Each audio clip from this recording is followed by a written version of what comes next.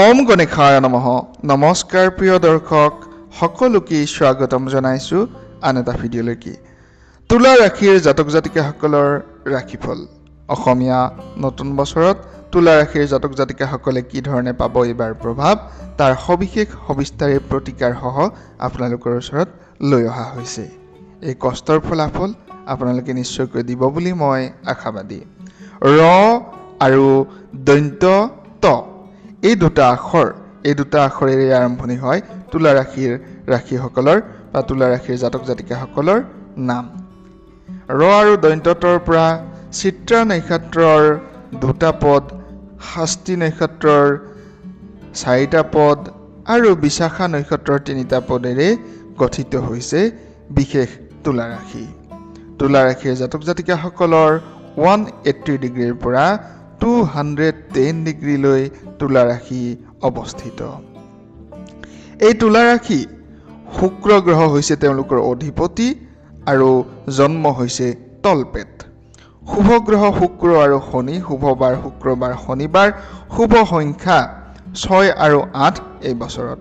শুভ ৰং বগা, বিচিত্ৰ ৰং নীলা ৰং, শুভ ধাতু হৈছে প্লেটিনাম আৰু ৰূপ, শুভ ৰত্ন হীৰা, হীৰাৰ সলনি আপোনালোকে জাৰকান ৰত্নও ধাৰণ কৰিব পাৰে। শুভ দিশ বুলি কোৱা হৈছে পূব, উপাস্য দেৱী হৈছে মা ভুৱনেশ্বৰী দেৱী। গ্ৰহসকলৰ প্ৰতিকাৰৰ বাবে ভুৱনেশ্বৰী দেৱী মাৰ ওচৰত আপোনালোকে পূজা অৰ্চনা কৰিব পাৰে। নিশ্চয়কৈ মা ভুৱনেশ্বৰীৰ আশীৰ্বাদত আপোনালোকৰ নদন বদন হ'ব। সকলোৰে যাতে সমৃদ্ধি আহে, অগ্ৰগতি আহে তাৰ বাবে প্ৰাৰ্থনা জনাইছোঁ মা কামাখ্যাৰ শ্ৰীচৰণত। মা কামাখ্যাৰ কৃপা দৃষ্টিত যাতে সকলোৰে নদন বদন হয়, সকলো ধৰণৰ কৰ্ম সিদ্ধ হয়, মনৰ বাঞ্ছাবোৰ যাতে পূৰ্ণ এই বৰ্ষত নিশ্চয়কৈ হয় তাৰ বাবে প্ৰাৰ্থনা জনাইছোঁ মা ভগৱতী মা কামাখ্যাৰ শ্ৰীচৰণত অজস্ৰ প্ৰণিপাত জনাইছোঁ। সকলোৰে শুভ হওক, মংগলময় হওক।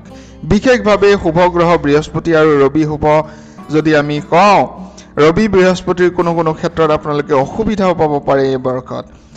আৰু সাধাৰণতে এই ৰাশিৰ জাতক জাতিকাসকলৰ উত্থান পতন যুক্ত বুলি কোৱা হৈছে। তুলা ৰাশিৰ জাতক জাতিকাসকলৰ হঠাৎ উন্নতি হয়, হঠাৎ অৱনতি হয়। বাদ্যৰ প্ৰতি অনুৰাগী, বহুভাষী, জ্যোতিষশাস্ত্ৰ জ্ঞানী, দাৰ্শনিক মনোভাৱ, দয়ালু, উচ্চ অভিলাষী বুলি কোৱা হয়, আনন্দ মনৰ অভিলাষী বুলি কোৱা হয়, সূক্ষ্মদৰ্শী বুলি কোৱা হয়, কঠোৰ পৰিশ্ৰমী, অধ্যাৱসায়ৰ দ্বাৰা ভাগ্য গঠন কৰি নিজৰ ভাগ্য নিজেই গঠন কৰিব পাৰে তুলা ৰাশিৰ জাতক জাতিকাসকলে। চঞ্চল মনৰ বাবে সিদ্ধান্তত কিছু খেলি মেলি হোৱাৰো সম্ভাৱনা দেখা পোৱা যায়। এই বৰ্ষত বিশেষভাৱে জাতক জাতিকাসকলৰ তুলা ৰাশিৰ জাতক জাতিকাসকলৰ বিশেষ ফলাফল আপোনালোকে পাব। কৰ্ম, ব্যৱসায়, বাণিজ্য, ধন, অৰ্থনৈতিক ক্ষেত্ৰত পোনপটীয়াকৈ ক'বলৈ গ'লে নিজৰ সন্তান, নিজৰ আত্মীয় স্বজনৰ সৈতে কৰ্মৰ লগত মানসিক প্ৰশান্তি আনিব বুলি কোৱা হৈছে।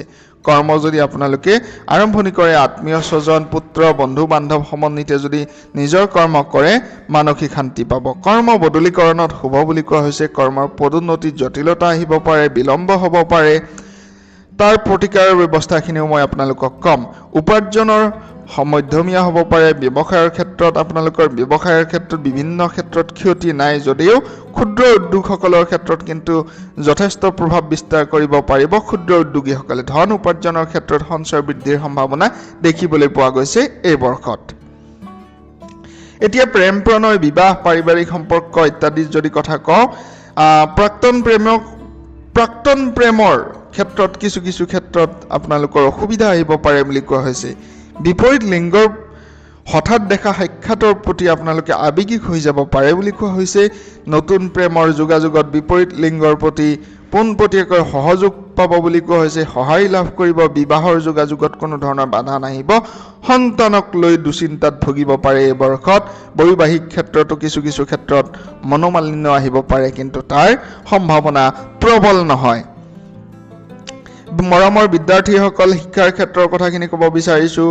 এইবাৰ শিক্ষাত আপোনালোকৰ কোনো ধৰণৰ বাধা পোৱা নাযায় বুলি কোৱা হৈছে। কষ্টৰ ফল অনুযায়ী শিক্ষা আহৰণ কৰিব পাৰিব। শিক্ষাৰ ক্ষেত্ৰত পূৰ্ণ সফলতা লাভ পাব, কিন্তু কোনো ক্ষেত্ৰত সফলতাৰ লাভ বা সফল হোৱাৰ লাভ যি তাৰ হাৰ, সেই হাৰ কিন্তু কিছু ক্ষেত্ৰত কমিব পাৰে। বিদ্যা লাভত উচ্চ অনুষ্ঠানৰ সৈতে আপোনালোকৰ যোগাযোগ হ'ব পাৰে। বিদেশৰ সৈতে বিভিন্ন ধৰণৰ বিদেশৰ যিসকল গৱেষণাকাৰী বা বিভিন্ন ধৰণৰ বিদেশত পঢ়ি আছে তেওঁলোকৰ বাবেও কিন্তু যথেষ্ট এক সুন্দৰ ফলাফল আহিব বুলি কোৱা হৈছে। প্ৰতিবিধান হিচাপে এই বৰ্ষত কেতু, বৃহস্পতি আৰু ৰাহু গ্ৰহৰ প্ৰতিকাৰ আপোনালোকে কৰিব। শনিবাৰ, বুধবাৰে আপোনালোকৰ দিনৰ ভাগত উপবাস দি সন্ধিয়া ধূপ দীপ নৈবেদ্য আগবঢ়াই ৰাহু কেতুৰ বীজ মন্ত্ৰ জপ কৰিব পাৰে। এনে কৰিলে বৃহস্পতি গ্ৰহৰ আপোনালোকৰ ভাল শুভ ফলাফল আহিব পাৰে। আনফালে এনেধৰণৰ কৰাৰ যদি অসুবিধা থাকে কেতু, বৃহস্পতিৰ ৰাহু গ্ৰহৰ প্ৰতিকাৰ আপোনালোকে কৰিব পাৰে। জ্যোতিষীয় পৰামৰ্শ অবিহনে কোনো ধৰণৰ গ্ৰহৰ প্ৰতিকাৰ নকৰিব। সকলোকে সমৃদ্ধিশালী হওক অসমৰ এই বিশেষ শুভ অসমীয়া নৱবৰ্ষ। অসমৰ বিভিন্ন ক্ষেত্ৰত বৰ্তমান ৰাজনৈতিক বাতাবৰণ চলি আছে, যিহেতু বিধানসভা নিৰ্বাচন। যি নহওক সকলোৱে সমৃদ্ধি অগ্ৰগতি কামনা কৰিছোঁ। মা কামাখ্যাৰ ওচৰত প্ৰণিপাত জনাইছোঁ। সকলোৰে শুভ হওক, মংগলময় হওক।